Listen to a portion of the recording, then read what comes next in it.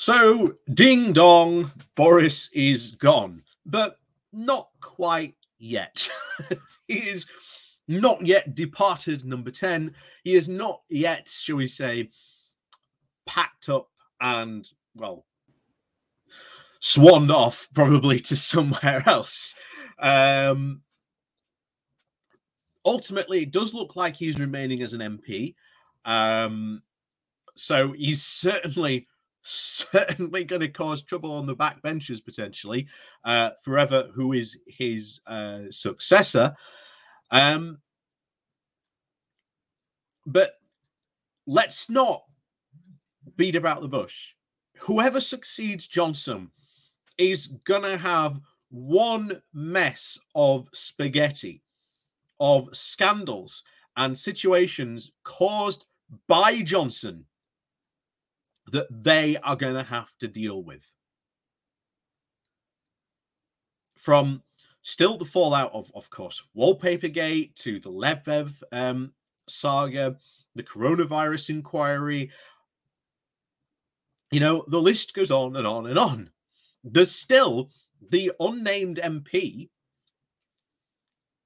that, again, hasn't been named yet, which will probably get named probably the next couple of months, about what potentially could happen to them. So that could trigger yet another by-election, and ultimately that could be a test case to see how well the Tories might do under this new leader.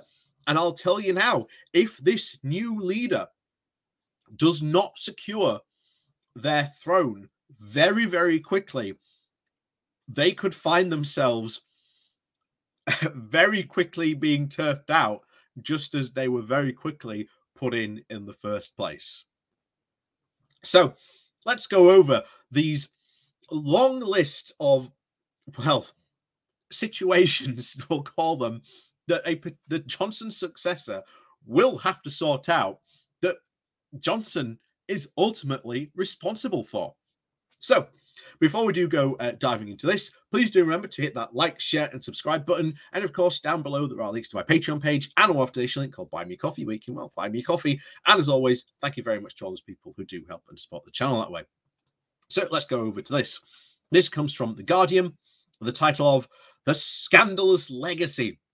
As Johnson heads for the exit, many issues remain unresolved. Boris Johnson's resignation poses the question as to whether a number of political scandals relating to his time in power will ever be properly resolved. And these are just some of the outstanding matters. And they are right about this. These outstanding situations, not only are they very much, obviously, Johnson is responsible for them, he was in charge, but some of these we'll never know if we will ever get the answer to them. So, Wallpapergate.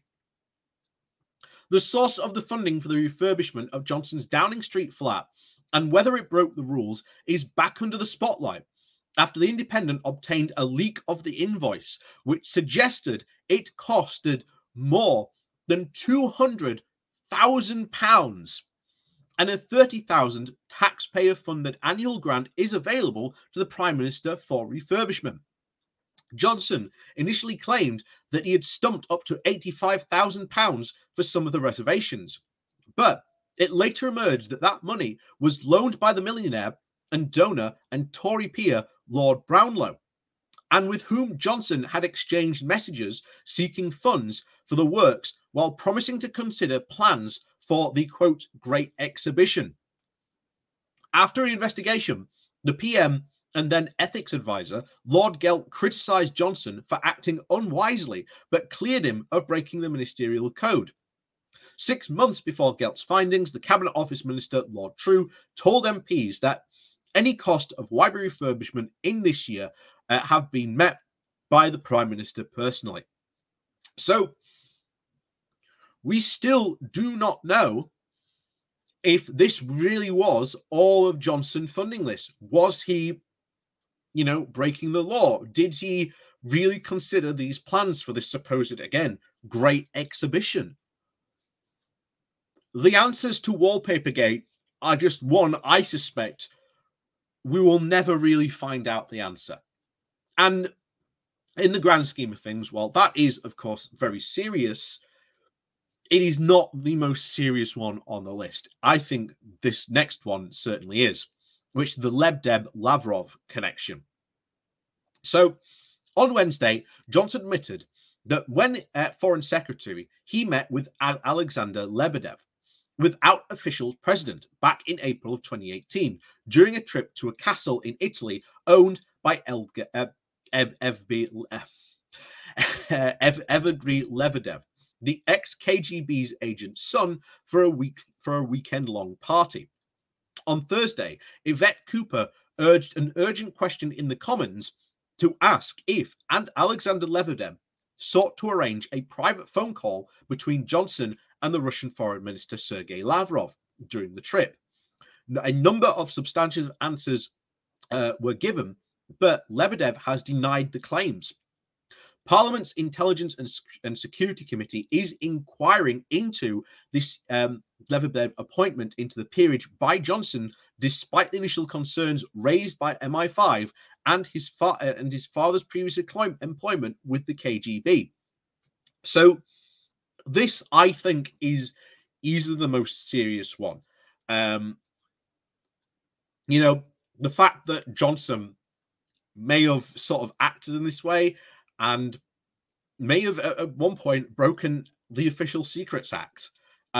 This is easily the most important one and certainly does need to be followed up on. But we would hope that if the next incoming sort of Tory PM want to sort of rid themselves of being anything like Johnson, that they would pursue this inquiry. Of course, that remains at this moment in time to definitely be seen. The next one, the COVID inquiry.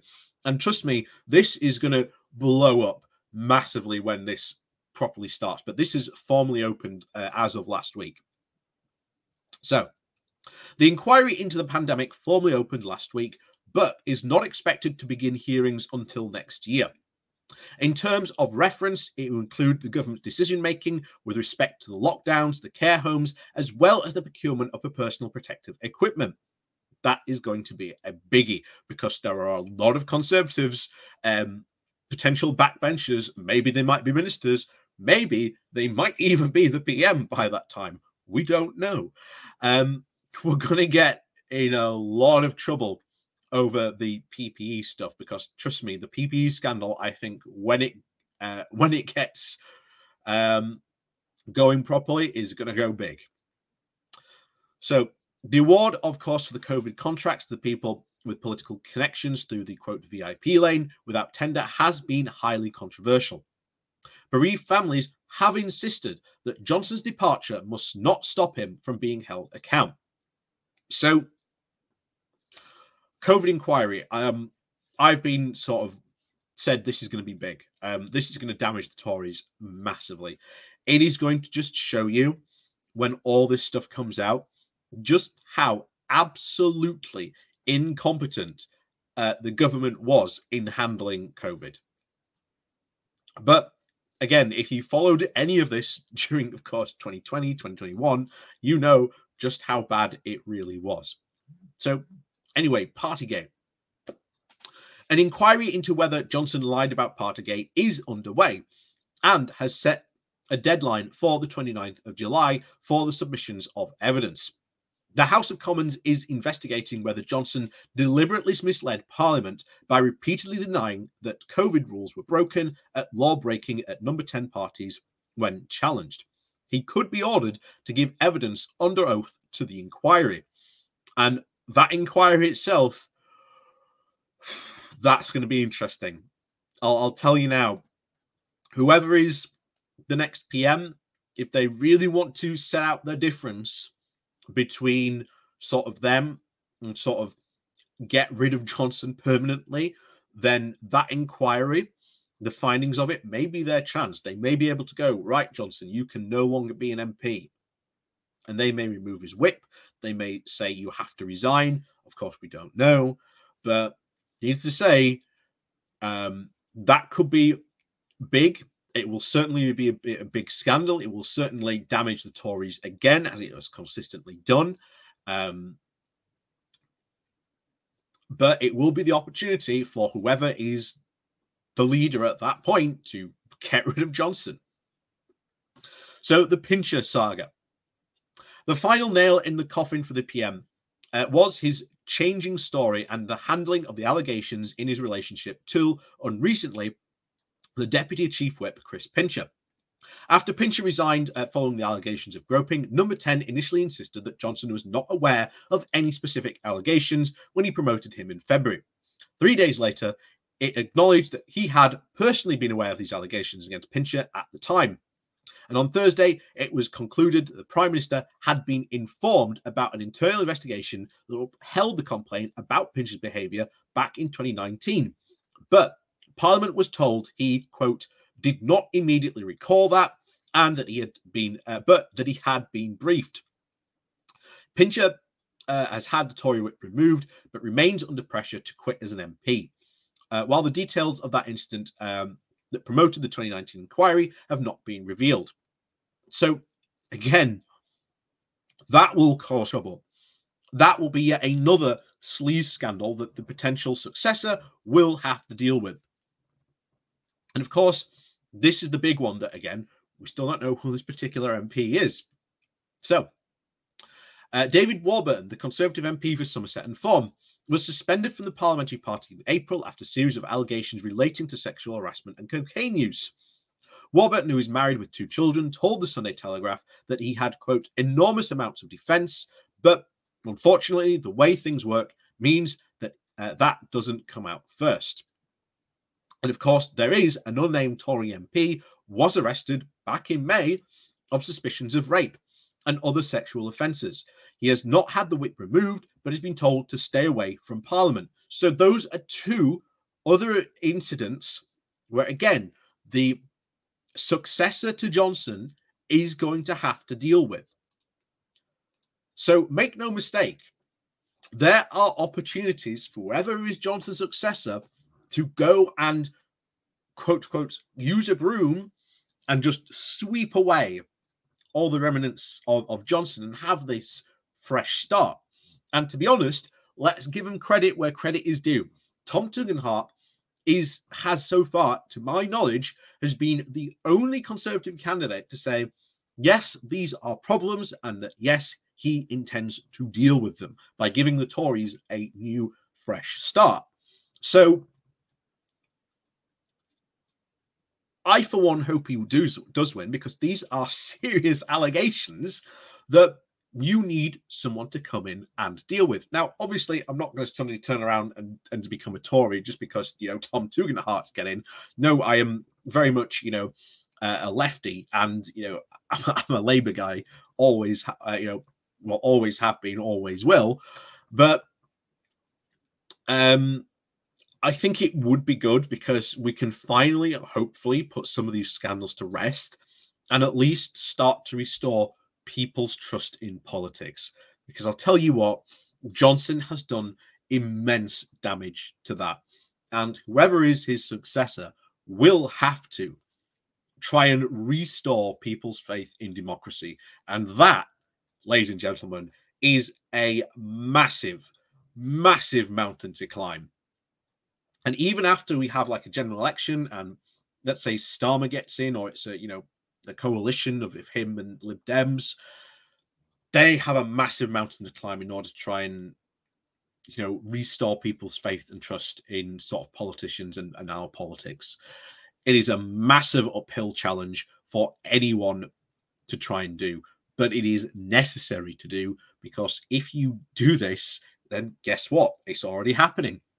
The largest voting bloc of people in this country is, not surprisingly, people who do not vote. If people who do not vote actually got out and went to vote, they would be the biggest, political group of people to actually go out and do things. They would actually make a change. But, as always, we never get,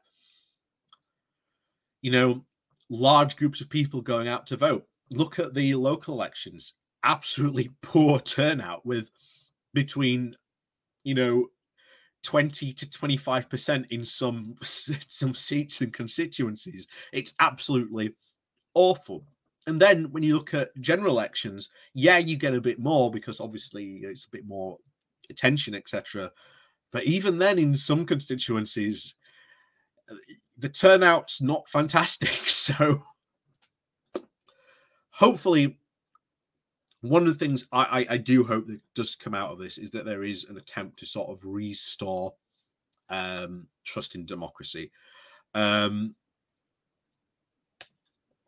Because it does have an effect and it does do a lot of damage. So, as always, thank you very much for watching. Please do remember to hit that like, share, and subscribe button on your way out. And of course, down below, there's a link to my Patreon page and a one-off link called Buy Me a Coffee, where you can, buy me a coffee. And as always, thank you very much for watching, and we'll see you all next time.